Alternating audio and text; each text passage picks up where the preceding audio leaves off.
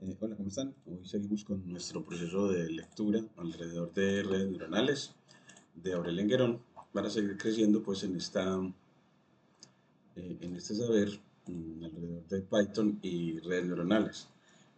Bueno, vamos a ir entonces a ML Intro, en este repositorio en línea, y vamos primero, para ir ordenado, a la página 488 de Guerón en su tercera edición del libro Manos a la obra al Machine Learning, y vamos a recorrer el cuaderno completo y ver en qué conceptos hay que ahondar más o hay que entrenar para adquirir las habilidades digitales que alrededor de redes neuronales con Python se requieren. Entonces, primero empezamos, aquí está la traducción en español del capítulo 10 de Aurel Enguerón, pero la porción que es sobre clasificación con MPLs o con perceptrones multicapa en el libro Manos a la obra del Machine Learning de Aurel Enguerón. Entonces, las MLP para clasificación, pues las MLP también pueden utilizarse para tareas de clasificación. En un problema de clasificación binaria, solo necesitas una neurona de salida con una función de activación sigmoide, y su salida será un valor entre 0 y 1 que puede interpretarse como una probabilidad estimada de la clase positiva. Hasta aquí, utilizando NumPy y Matplotlib, definiendo como función de usuario a la función sigmoide como de variable x, igual a el recíproco de la suma de 1 más e a la menos x, y la definimos, por ejemplo, en un dominio de menos 10 hasta 10 con 200 puntos, aquí con una partición regular utilizando linspace. Entonces, una partición regular del intervalo menos 10 10, del intervalo menos 10 10. Entonces aquí nos lo completa la inteligencia. Aquí le ponemos como, este es el start, o el extremo izquierdo, start. El parámetro, el linspace tiene parámetro start y tiene parámetro stop. Stop. Y tiene, bueno, en este caso creo que es número de puntos de la partición. Entonces creo que es n, es num, número de puntos de la partición. Entonces aquí los vamos a poner para seguir promocionando el uso de la función linspace cuando queremos una partición regular de un intervalo dado, y la función np.arrange, que nos sirve para progresiones aritméticas en un intervalo dado. Bueno, entonces aquí ya no la sigmoide, aquí nos la pusimos de color rojo, le agregué aquí el eje vertical, x igual 0. Entonces, para el eje horizontal, y de manera análoga para el eje vertical,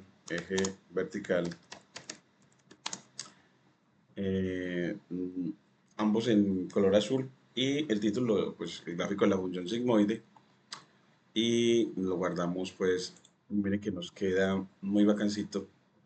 Aquí lo voy a poner como menos tamaño. Bueno, aquí le podemos poner como, cuando uno lo va a graficar, uno puede generar, controlar el tamaño con plt.figure, con el método figure, y a través del parámetro fixSize o tamaño, y a través de una tuple le dice el ancho en pulgadas, que puede ser de 8, y el alto en pulgadas, que puede ser de 6.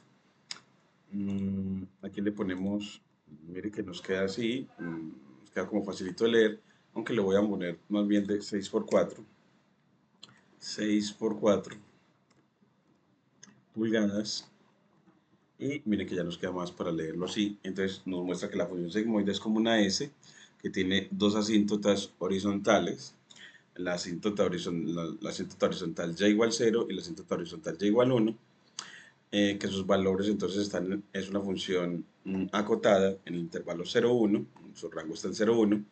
En este caso lo estamos graficando en el dominio de menos 10 hasta 10, y ella vemos de que asume en 0, asume el valor de 0,5. Bueno, aquí la podemos agregar exactamente que es el valor de 0,5 si metrizamos el eje horizontal.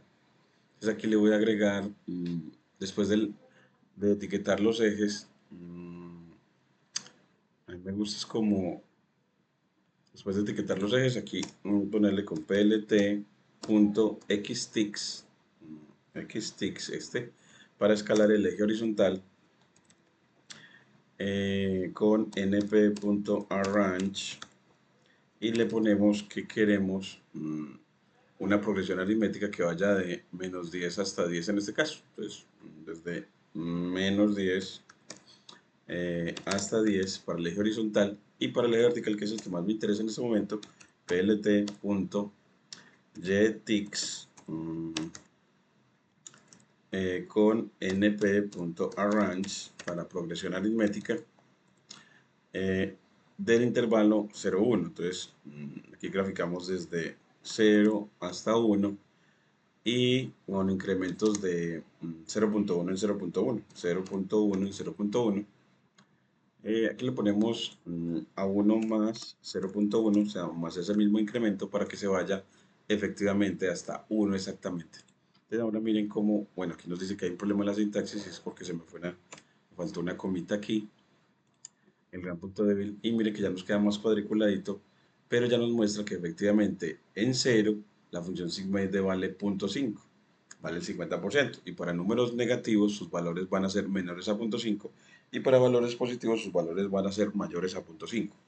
Una función demasiado importante en redes neuronales y en realidad en ciencia de datos. Entonces la probabilidad de la clase negativa será igual a 1 menos ese valor.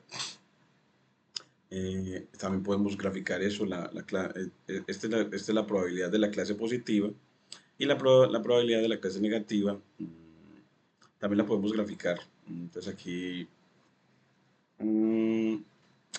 pues podemos, aunque no, bueno, acá siempre como que quisiera yo en esos cuadros visualizarlo lo más posible, todo lo que se explica en él. Entonces aquí en chat en línea le voy a decir, bueno, grafícame con matplotlib y en planos diferentes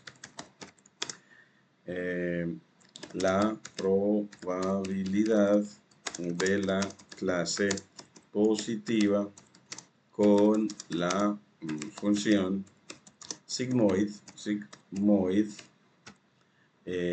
y en el otro plano la probabilidad de la clase negativa. Bueno, entonces ya él nos genera un arreglo matricial en Matplotlib, que es muy buena para estos gráficos matriciales. Entonces así nos queda, como estamos tratando de que este cuaderno le trabajemos mucho a la visualización para describir las funciones que en redes neuronales son muy importantes. Entonces aquí la función sigmoide nos sirve para establecer probabilidades. Aquí nos da entonces el gráfico y vamos a resaltar la manera como Matplotlib hace gráficos matriciales.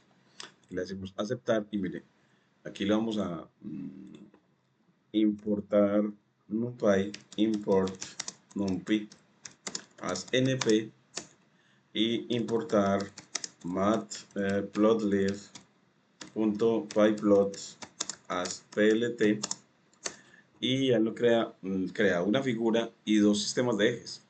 O sea, es decir, dos planos. Entonces crea una figura y dos sistemas de ejes. Entonces aquí crea una figura o lienzo con dos planos o sistemas de ejes de 7×7 y mire que sabemos de que es un arreglo matricial porque utilizó la función subplots y dio estos dos números que está diciendo queda de dos filas, una arriba de la va a quedar un gráfico arriba y un gráfico abajo de una sola columna. Primero grafica entonces la función sigmoide y aquí 1 menos la función sigmoide. Aquí ya lo hizo fue porque y está definido previamente, entonces tomó lo que ya teníamos antes como la función sigmoide para no tener que volver a definirlo todo. Entonces aquí miren que nos deja arriba la función sigmoide una S y la probabilidad complementaria es una S, pues digámoslo así, invertida con respecto al eje horizontal. Bueno, en realidad con respecto al eje Y igual a 0.5, una reflexión con respecto al eje vertical. A mí me gusta que eso no quede uno debajo del otro, sino uno al lado del otro. Entonces yo voy a poner acá le cambias a la función subplot, le cambias que quede de una fila del arreglo matricial por dos columnas. Entonces ahora sí, ya te pones uno al lado del otro y no uno debajo del otro. Pero entonces se ven como muy alargados. Y aquí, bueno, pues como quedó de 7 por 7 para que no se vea tan alargado, el fixed size o tamaño lo dejas como de 10 para que quede más ancho y quede menos alto, vale, de 5. Entonces ahora sí, miremos lo que ya queda más ancho que largo, que alto, perdón, y ya se ve un poquito mejor para mostrarnos al lado izquierdo la probabilidad de la clase positiva y al lado derecho la probabilidad de la clase negativa. Entonces así, mientras que la clase positiva cuando tiene valores muy bajos, entonces la probabilidad complementaria está muy cercana a 1. Y así, cuando ya la probabilidad de la clase positiva está muy cercana a 1, entonces la probabilidad de la clase negativa es muy cercana a 0. Entonces así ya tenemos una comparación muy bacana y cómo utilizamos entonces a Matplotlib para arreglos matriciales de gráficos para poder comparar una gráfica con la otra en planos diferentes. Seguimos acá con las MLP, también manejan fácilmente tareas de clasificación binaria multilabel. Un ejemplo, podrías tener un sistema que clasifique correos electrónicos prediciendo si son spam o ham y al mismo tiempo si determina si son correos urgentes o no. Así la red neuronal, como vemos acá, le entran los correos.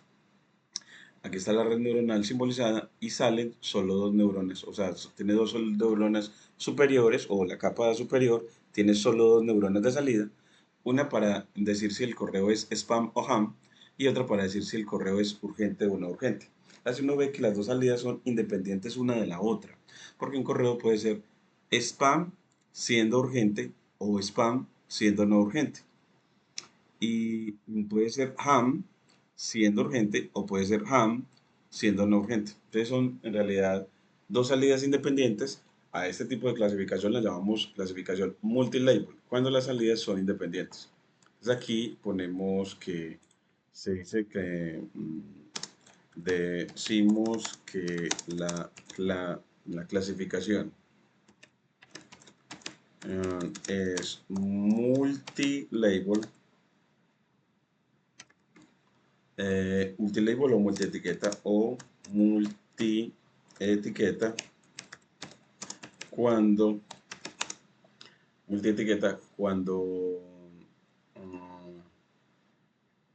aquí nos pone la inteligencia como un ejemplo puede tener más de una etiqueta o una categoría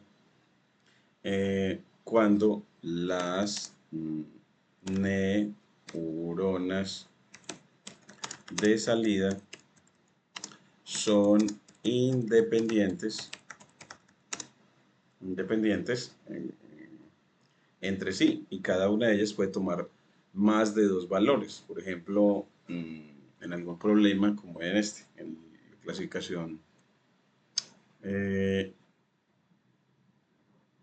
puede tomar dos o más valores. En este caso toman dos, cada neurona toma dos o más valores. Aquí. Y vamos a ver ya otro tipo de clasificación aquí. En este caso, para la multilabel necesitarás dos neuronas de salida, ambas con activación sigmoide. Entonces aquí a cada una de esas neuronas de salida tendrá una función de activación sigmoide para dar una probabilidad de que el correo sea spam o ham y otra función sigmoide para decir si el correo es urgente o no, la probabilidad de que el correo sea urgente o no. Entonces vamos a tener dos neuronas de salida con dos funciones de activación sigmoide. Y en general se asigna una neurona de salida por cada etiqueta positiva. Entonces así en multilabel entonces habrá una neurona de salida por cada etiqueta positiva. Y nota que esas probabilidades no necesariamente suman 1, lo que permite al modelo combinar etiquetas libremente. Por ejemplo, un correo podría ser ham no urgente o spam urgente. Entonces, puede ser que sea deseable pero no urgente, o puede ser no deseable pero urgente. Entonces, es muy bacano ver que cuando las salidas son independientes, los resultados que podemos obtener. Y si cada instancia pertenece solo a una clase entre una o más posibles, la clasificación ya la llamamos clasificación multiclase. Entonces aquí vamos a ponerle un titulito y es que ya no que iba a ser ya no clasificación multilabel, sino clasificación multiclase. Pues ahora sí, clasificación multiclase. ¿Qué va a hacer cuando se da cuando las salidas no son dependientes? Son dependientes. Entonces, por ejemplo, en el caso de que cada una de las salidas da una probabilidad, pero la suma de las probabilidades da 1. Para cuando queremos identificar, por ejemplo, qué tipo de número está como en el dataset de Menis, qué número representa la imagen, qué número de entre 10 dígitos posibles representa la imagen, como en el dataset de Menis. Entonces aquí nos da como un ejemplo del sistema de clasificación de películas, donde las películas pueden ser clasificadas. A mí me gusta es como en el dataset de Menis. Entonces aquí lo voy a poner como por ejemplo. Bueno, aquí mismo nos lo dice en la siguiente línea, entonces lo vamos a dar hasta ahí.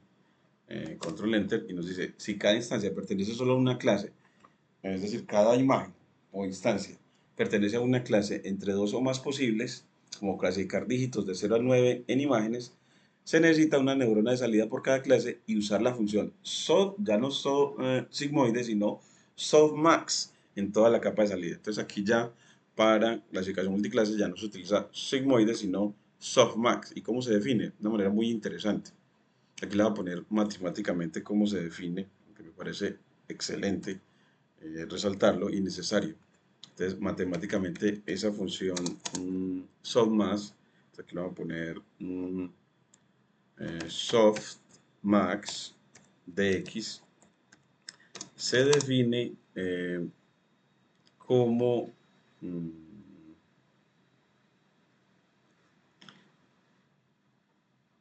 bueno, pues un cociente frac, como vemos aquí en la definición de usuario, dice, ¿qué tendrá en el numerador? AE de x. Entonces aquí nos pone como, tendrá AE x, lo va a llamar como E sub x, aquí lo pone como E sub x, y aquí va a tener la suma de los E sub x, entonces como que a la sumatoria, pongámosle sum de los E sub x, de todas las componentes de ese vector, de todas las E sub x sub i, pongámosle así, E sub x sub i, vamos a ponerle como x, aquí x, y aquí la suma de los x sub i, x sub i.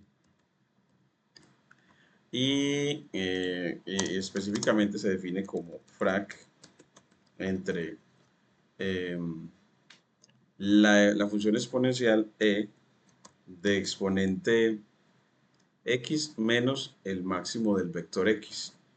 Entonces, x menos el máximo, max, del vector x. Entonces, siempre para unas entradas vectoriales, o una entrada vectorial, dejémoslo así,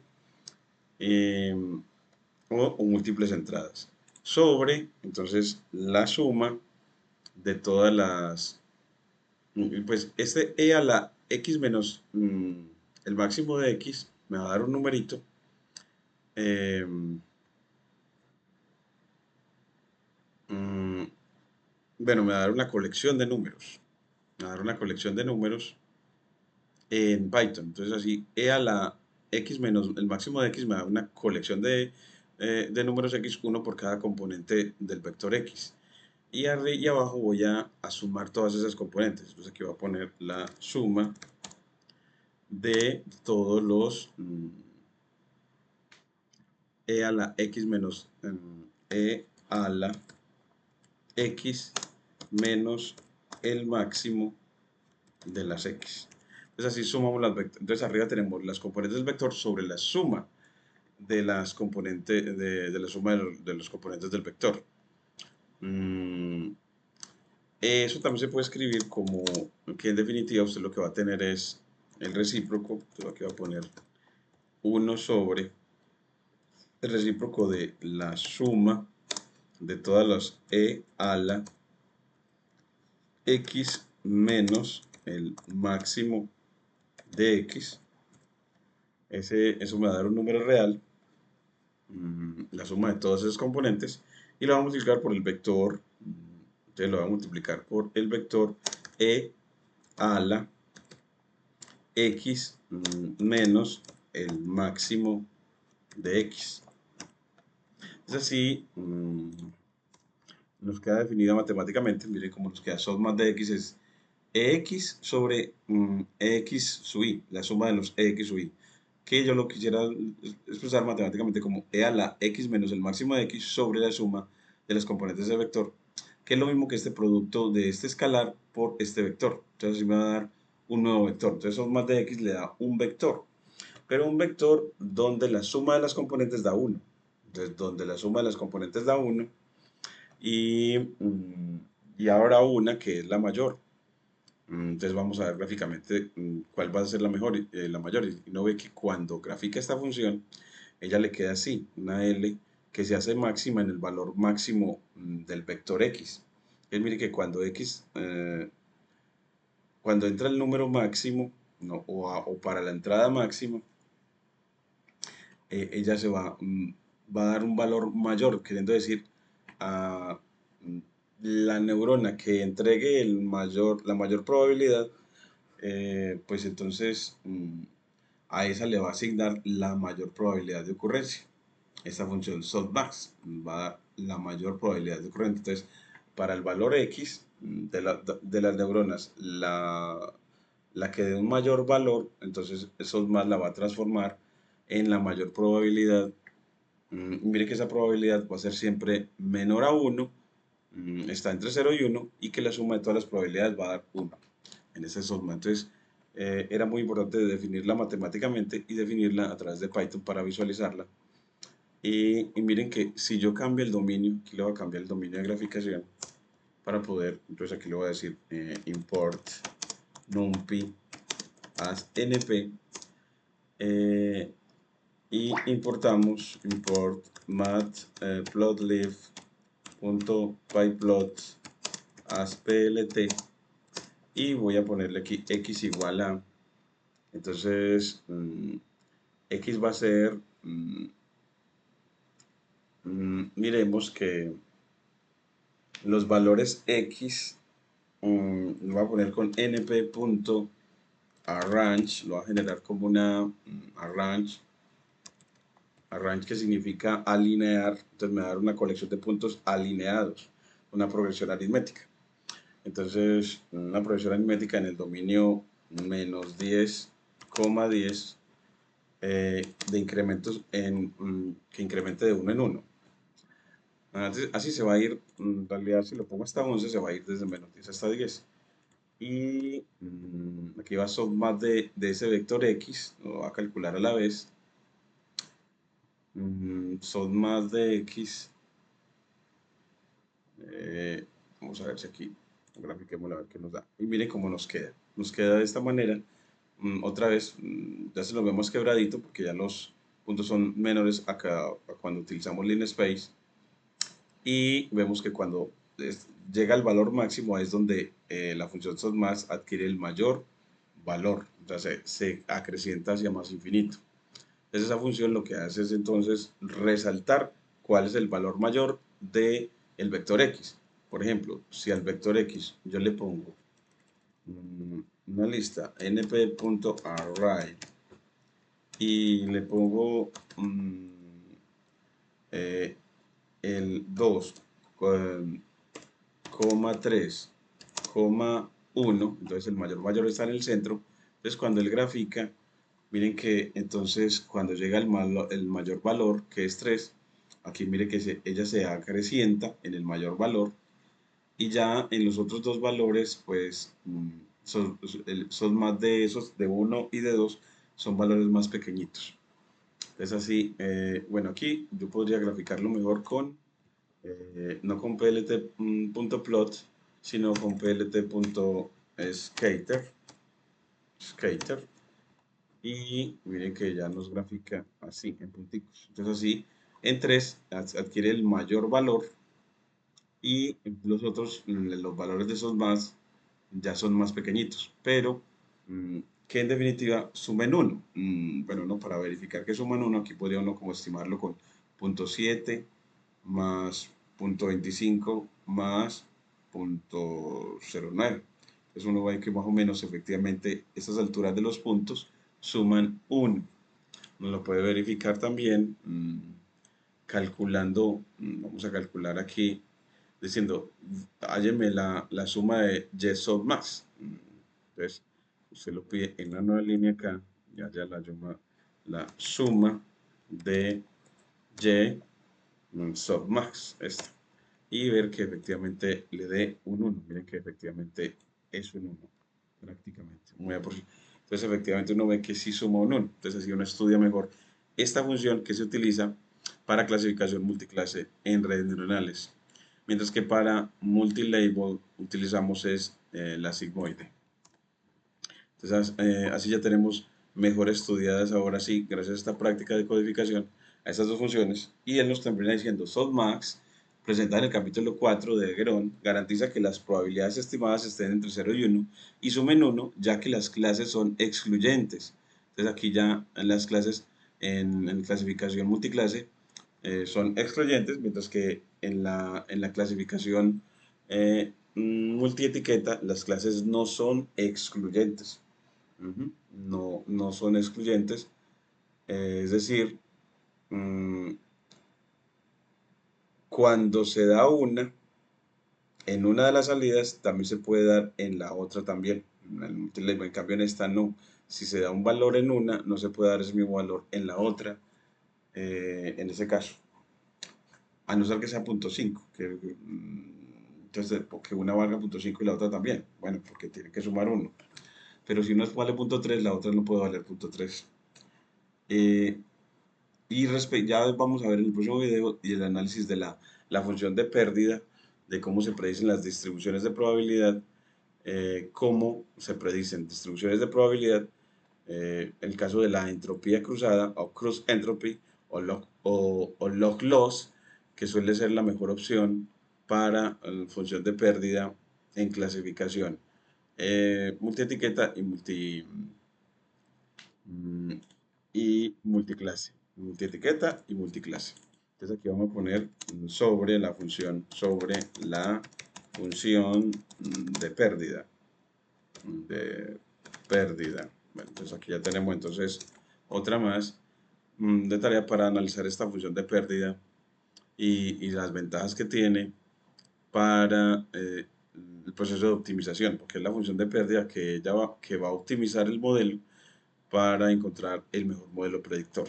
Entonces, esta lo vamos a obtener ya mañana, a seguir en esto de este cuaderno para seguir creciendo en clasificación utilizando redes neuronales tipo MLP, es decir, perceptrones multicapa. Muchas gracias.